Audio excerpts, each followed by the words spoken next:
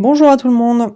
Alors aujourd'hui, on va continuer avec la séquence de vidéos dans laquelle je vous montre un peu un petit exemple de modélisation mathématique, de qu'est-ce que peut être le job du mathématicien appliqué qui décide d'aller étudier les courants marins, d'aller travailler avec des physiciens qui étudient les courants marins.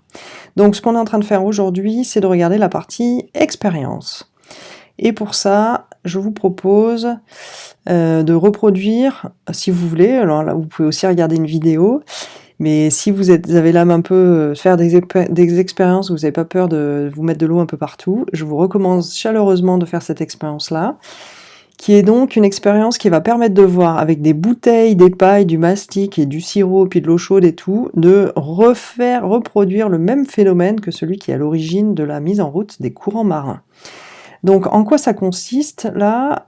Hop, voici donc le mode opératoire. Donc il faut déjà un peu de boulot pour arriver à ce stade-là. Alors un peu de boulot, je m'explique, c'est qu'il c'est un peu de bricolage quand même. Donc il va vous falloir acheter des bouteilles. Bon, moi j'avais pris des bouteilles de soda de 50 centilitres. Pas besoin d'avoir des bouteilles plus grandes, hein. 50 centilitres ça suffit. Il vous faut un cutter et vous allez couper à la même hauteur. Vous allez faire un petit rond de la taille de votre paille. Prenez une grosse paille, pas les petites, hein, les grosses ça circule mieux. Pareil, vous coupez à la même hauteur les deux bouteilles là. Essayez de couper hyper soigneusement, pile poil le diamètre de la paille et super régulier, pas de faire des espèces de gros triangles. Moi j'arrivais pas, hein, d'ailleurs c'est pas évident. Parce qu'après ça fuit à fond. Et c'est pour ça qu'on met une tonne de mastic. Je sais pas si ça se voit là, j'ai mis une tonne de mastic de salle de bain. Et donc vous mettez du mastic, vous laissez bien sécher 24 heures quoi. Et après vous remettez une deuxième couche de mastic et vous refaites sécher 24 heures.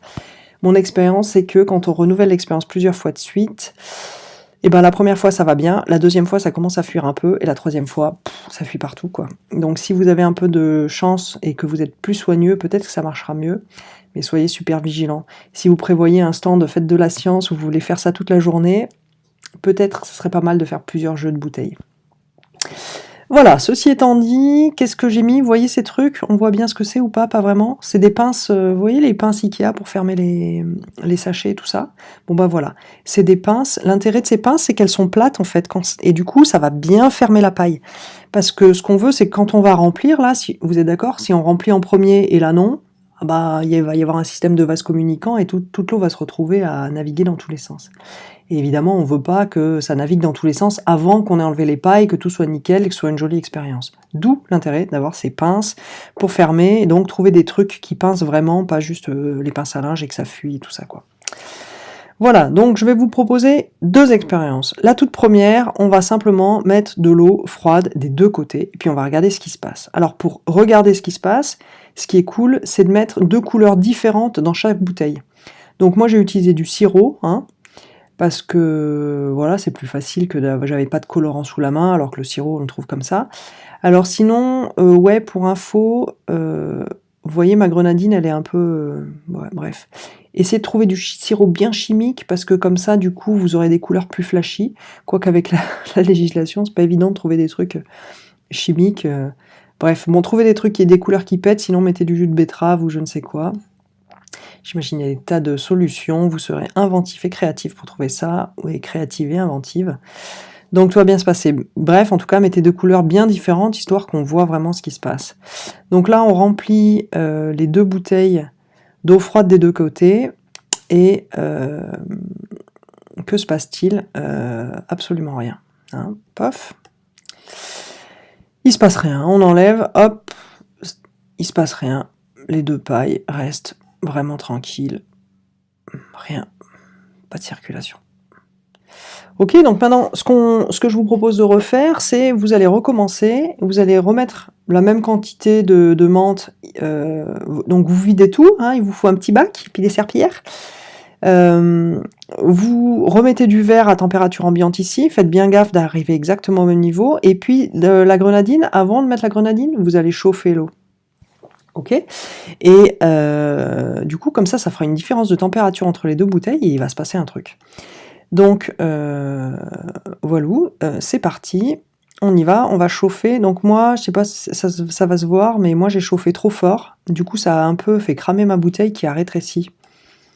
Hein, vous voyez, pof, vous voyez ma bouteille de droite, elle est plus petite parce qu'elle a fondu en fait.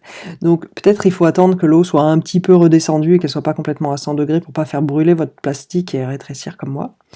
Bref, toujours est-il, what's up, que se passe-t-il? Eh ben, vous voyez, ça circule dans les bouteilles. La différence de température fait qu'il se passe quelque chose et que ça circule. L'eau verte, froide, passe dans la paille du bas et l'eau rouge, chaude, passe dans la paille du haut en fait. Voilà, et si on attend suffisamment longtemps, eh ben, là, c'est d'où l'intérêt d'avoir des sirops vraiment avec des couleurs bien marquées. Si on attend bien longtemps, au bout de peut-être 10 minutes, un truc comme ça, vous aurez bien du rouge d'un côté, bien du rouge là, du vert au fond, et puis une zone de mélange entre les deux. Et donc, plus votre sirop il va être bien flashy et tout ça, plus ça sera facile d'avoir des couleurs vraiment bien nettes des deux côtés. Là, avec le sirop un peu palichon de la grenadine, c'était pas forcément complètement évident. Bref, donc si vous voulez avoir plus de détails, donc c'est un travail qu'on a fait avec Antoine Rousseau et Sébastien Mingeot, et on en a fait un document sur Interstice, qui est le site de vulgarisation d'INRIA, et il y a toute la vidéo en entier qui vous explique aussi le détail du mode opératoire avec les cutters et comment on fait, etc. quoi. Ok, bon, et ben, je vais m'arrêter là pour cette vidéo-là. Dans la vidéo suivante, on va aller regarder comment ça se fait que ça bouge et c'est quoi le rapport avec la choucroute qui se passe dans l'océan. C'est quoi le rapport entre les bouteilles et l'océan? Pourquoi on a fait cette expérience? D'abord, pourquoi ça bouge là? Et ensuite, pourquoi ça bouge là? Et quel est le rapport? Voilà!